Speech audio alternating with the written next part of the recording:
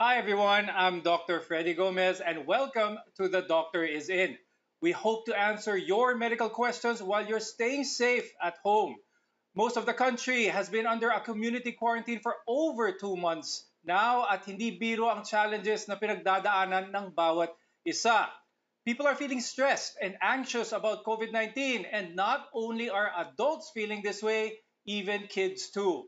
In this episode, we'll talk about why it's important to let your kids know the truth about COVID 19 and how children with special needs can cope with the challenges of this pandemic. To help us understand the impact of COVID 19 on children, we have Dr. Angie Sievert Fernandez, who is a developmental psychologist with a PhD in counseling psychology. Good to have you on the show, Angie. Good afternoon, Dr. Freddy. It's so nice to be on your show. Thank you for having me. Now, Angie, many studies have likened the experience of being in a pandemic with that of a natural calamity or even a war. Uh, what are Mhm. is what we are experiencing now similar to that? If we are talking, Dr. Freddy, about the feelings of uncertainty, the feelings of anxiety, the feelings of fear, or post traumatic stress symptoms, it's similar in that regard. However, the magnitude and the extent of it and the kinds of repercussions that we might have after would differ. Because if we're talking about calamity or if we're talking about war, there are other things there, like halimbawa, violence or destruction of infrastructure or loss of connections with our families, death, and no access to education or to healthcare. So these are other things that we do not find in the pandemic that we are facing right now. So some feelings may be similar, but the extent and magnitude of the effects would differ. Now, will it help parents to tell the truth about COVID-19 to their children? And if so, what should be the proper approach? Sorry, Dr. Freddy, I didn't hear you very well. The proper approach to. Yes, my question was if it's okay or if it is advisable for the parents to tell the truth to their kids about COVID 19. And if this is a good way to do it for the kids to tell the truth, what should be the approach of the parents? Okay, you're asking if, sorry, it's not very clear, but you're asking whether it's good for them to know the truth about the COVID-19, right? That's right, that's correct. Okay, if it's about the truth about COVID-19, definitely we have to tell the children the truth. The misconception there actually is that if we tell children the truth, they might feel more anxious. But research will tell us that it's actually contrary to that. When children don't know the truth and don't have the right information, it can actually make them more anxious and more scared. But the key there is there are two things that we have to remember when we are telling the truth about COVID-19 to children. First, it should be developmentally appropriate. Ibig sabihin, the information should be tailored to the ages or developmental stage of the child para maintindihan nila ito ng maayos. Second is, tell the truth, tell facts. That means that you get verified sites where you get information so that what you tell the children are the facts. No, stick to the facts. What happens kasi if you don't tell children the truth, they will find information themselves and they will try to understand it the way their brains can understand it. And what happens is there might be misconceptions, and what happens is they might be overwhelmed by the information that's available to them. So that's some good advice. Tell the facts, tell the truth, which is age appropriate for their child. Now, before we continue with our discussion, Angie, let's check on some of the questions that viewers have posted online. So we are talking about COVID-19 and how it could affect the mental health of your children. We have one from Michelle. My 8-year-old daughter keeps on asking me when will she go back to school and when can she visit her friends again. How should I address the question? The very first thing we have to do when children express certain sentiments like that is number one, acknowledge their emotions. It's very important to pick up on the emotions of the children and say, oh, you really miss your friends right now. Oh, you really miss going to school right now, because it validates the feelings that they have. Okay. So be very open to accepting the feelings, the distress that your children might have. The second thing that we have to do is explain to them what is happening. And we can focus actually on, aside from the facts, the safety issues that we are ensuring so that our children are kept safe. No? And so we tell them. And then we try to connect them with their friends through other means. Because one of the most important things that we have lost here is face-to-face interaction and connections with other people. So we encourage our children to connect to their friends, to connect to their teachers virtually, online. That would also be very important. And our next question is from Grace. Nakakatulong po ba sa mga bata ang magkaroon ng daily routine kahit nasa loob lang ng bahay? Absolutely. What people should always remember is that routines make the children feel safe and secure.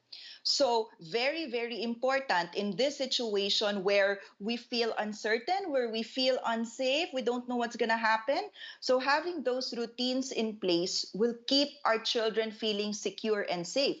However, one thing to remember lang din is be flexible with those routines, because things can happen in the house, schedules can change, and it's okay if schedules can change.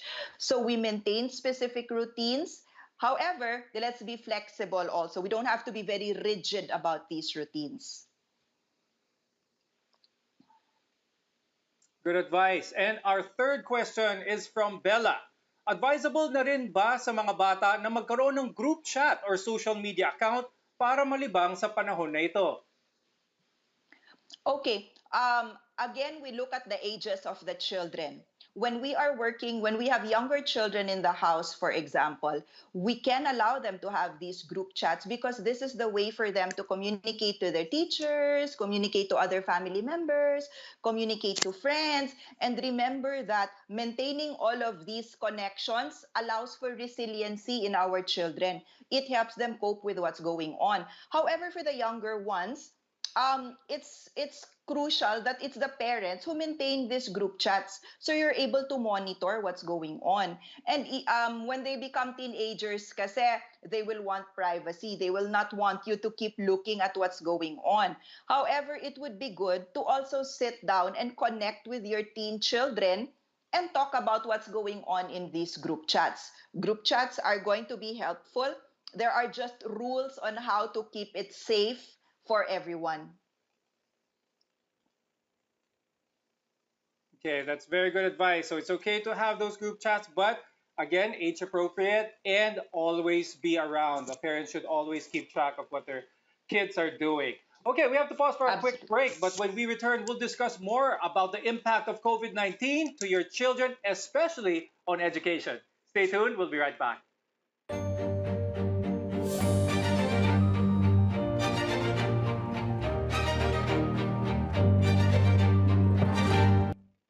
This is The Doctor Is In, and I'm Dr. Freddy Gomez. We want to make the most out of your telemedicine appointment today, so continue to send in your questions via the CNN Philippines social media pages. For the first time in 3 months, South Korean high school students are back in the classroom. CNN's Paula Hancock tells us how students are adapting to the new normal. A temperature check, hand sanitize and wet wipes. Back to school during a pandemic. These are high school seniors, the first to physically come back, a sign South Korea is trying to return to a semblance of normality. Students queue 2 meters apart as they wait to enter the building, and another temperature check with a thermal camera. Desks in the classroom have been arranged to be at least 1 meter apart. Masks must be worn at all times. This semester may be starting more than 11 weeks late, but it feels like a milestone in South Korea's fight against coronavirus. Over the next few weeks, younger grades will also be coming back to school in a phased approach, and schools are hoping that by June 8th, every student will be back. Online learning now replaced by face-to-face classes. The cafeteria at this school in Seoul has been disinfected and plastic partitions put in between where students can sit, many seats left empty. This will be the one area students are allowed to take their masks off. Principal Kim Sung-young has been working for weeks to prepare for this day. I'm so happy to see my students back again after a long wait. The students can now begin their school life. But Kim knows the risks involved. If we get a confirmed case, the school will immediately shut and return to online classes. Dozens of schools had to close again in Incheon City, west of Seoul, after 2 students tested positive, believed to be linked to the outbreak in Seoul's nightclub district. Schools have been fully disinfected ahead of time. Officials say the health of the students is the #1 priority. A cluster of cases in Seoul's nightclub district pushed the opening date of schools back by a week. Another potential outbreak in a Seoul medical centre is also concerning health officials. But for some of those in school today, just being here feels like a victory. Paula Hancock's CNN Seoul.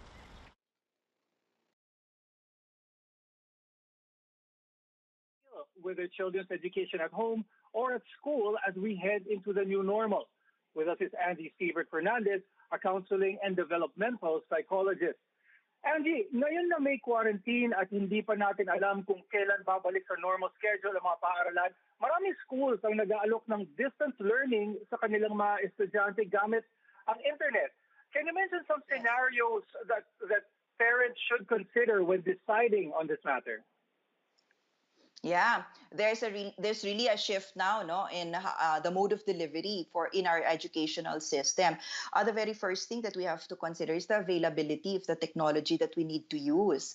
Kasi if mode of learning will be delivered through online platforms, then our children should have access to it. That's #1. And #2 is ensuring that there's a place designated in your house, no, where the children can sit down and learn.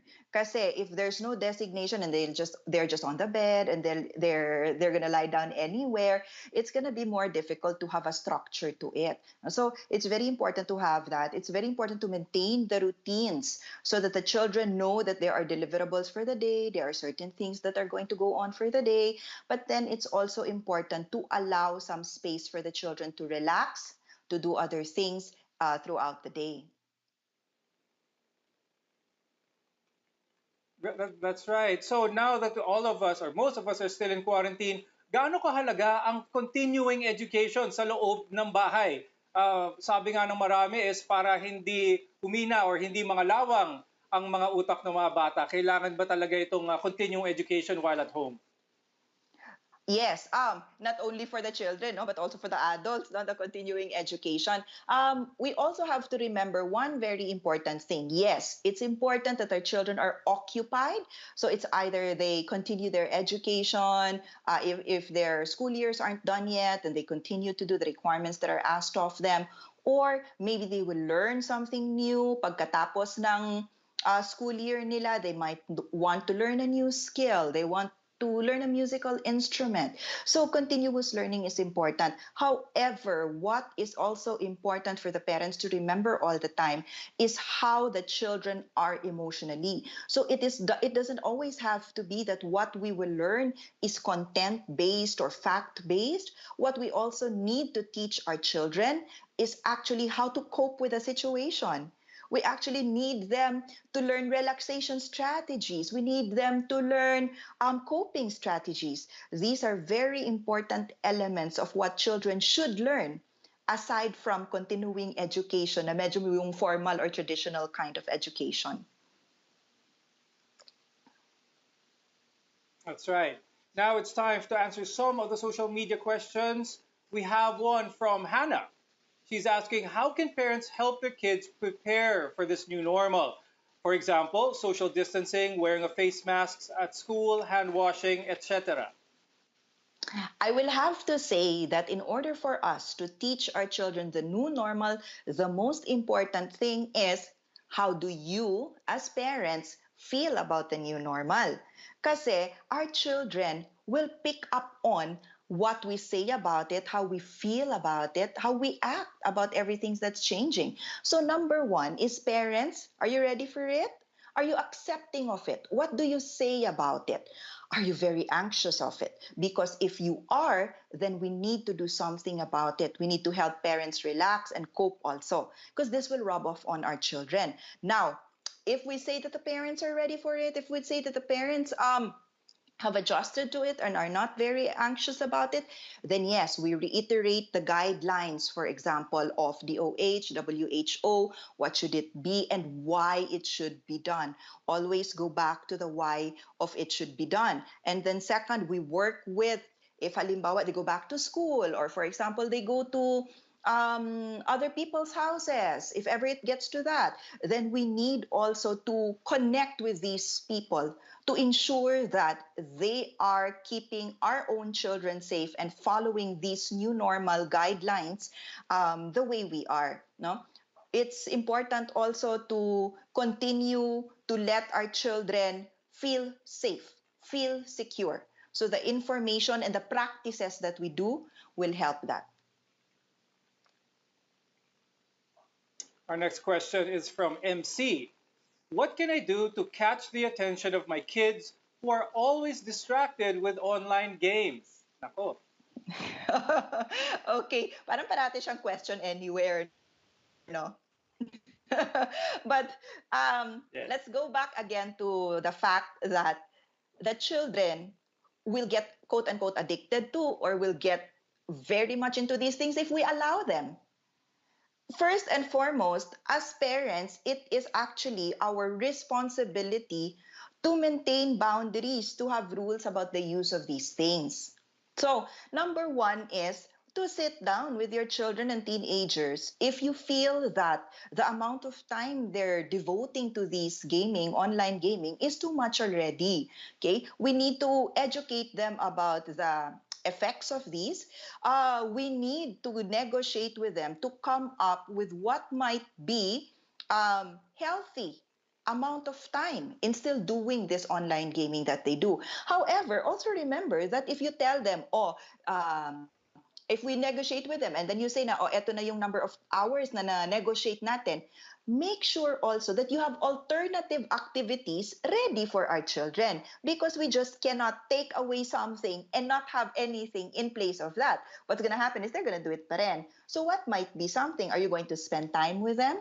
Are they going to enroll in an online class? Are they going to play a game or help with the chores? So that's also important to think about. Thank you very much, Dr. Angie Sievert Fernandez, for joining us today and sharing your expertise, as well as those very timely and practical tips for the kids. Thank you, Dr. Freddy. It was a pleasure. When we return, let's talk about inclusive education and how we can help children with special needs cope with the situation. All that and more when the Doctor is in returns.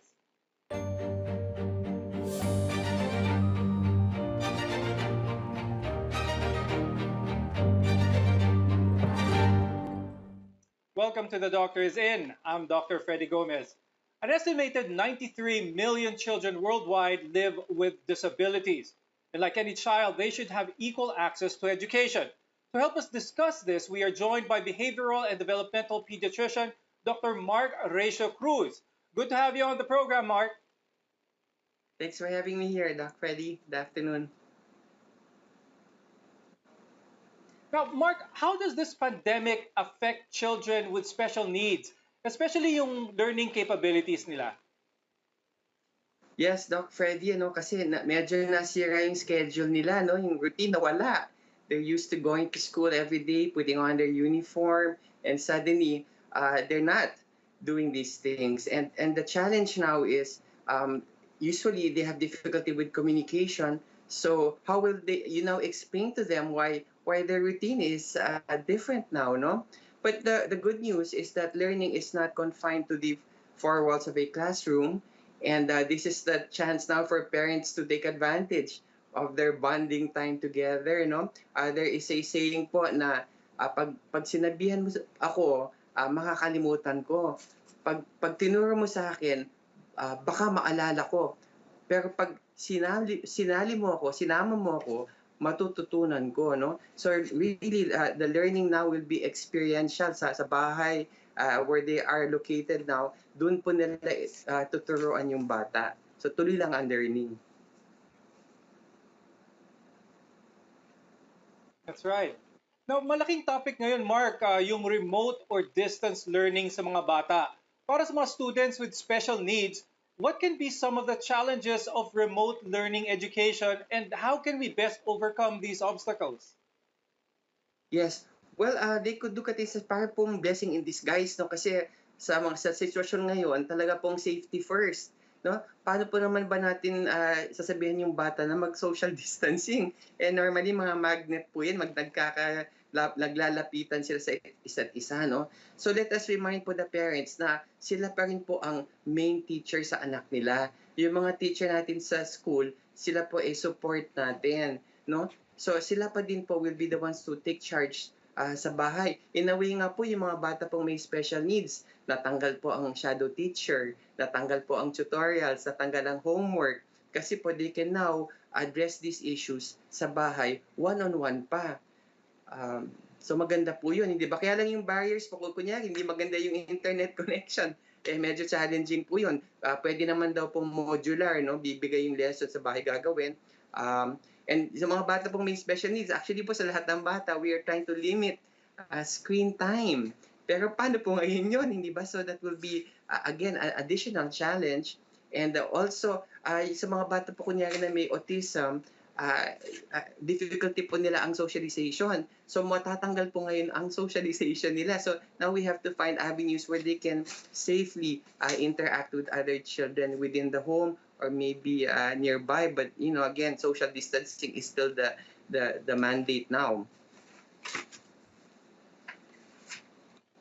That's right. So I guess trying to be creative in our adaptability to the situation is the key in trying to overcome all these challenges. Now let's answer some of the social media questions that you guys have posted.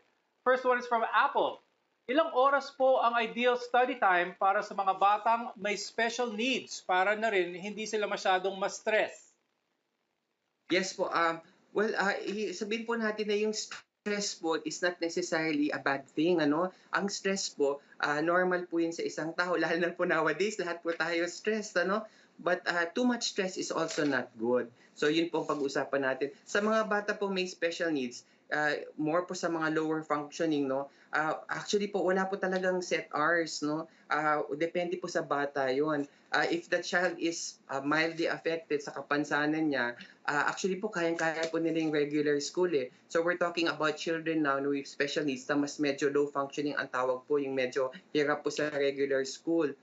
Importante po na i-adjust po natin yung ating expectation sa bata dun sa actual na kakayahan ng bata. So meaning po in a regular school, yung bata is expected to go to school all day at tapos nakikipag-pacing po siya sa mga classmate niya. Sa bata pong may special needs, kailangan po mag-adapt tayo dun sa kaya ng bata. So it could be 30 minutes, it could be less, it could be more.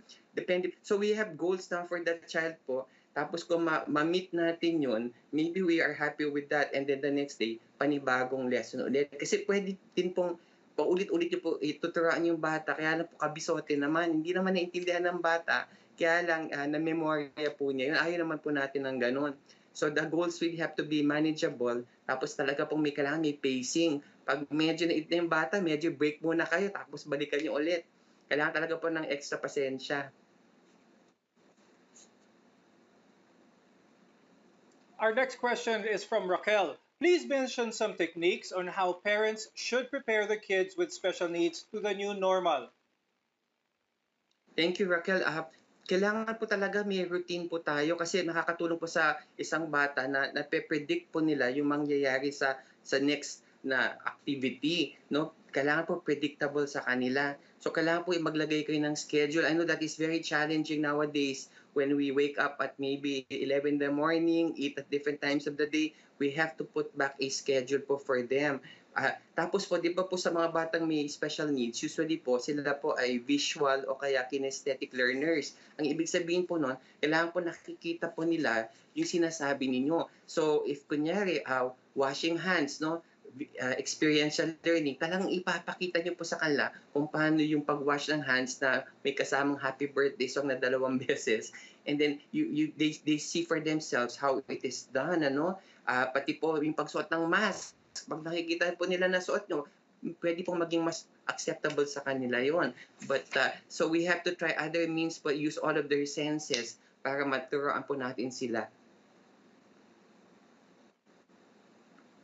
Very good. Now, before we go, Mark, very briefly, could you give advice to our viewers, the parents, on how should they empower their kids?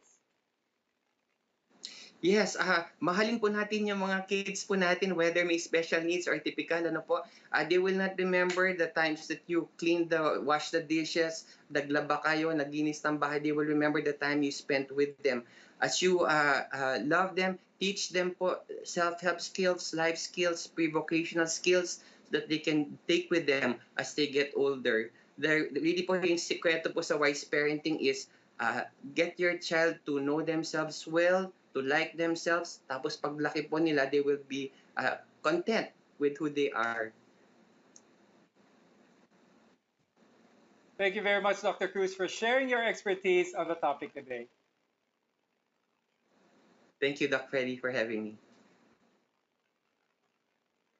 And thank you all to those viewers and to those who sent in their questions. Sana ay nasagot namin ang inyong mga katanungan. Samahan niyo kami muli bukas, 3:30 p.m. on The Doctor is In. I'm Dr. Freddy Gomez. Stay safe, everyone.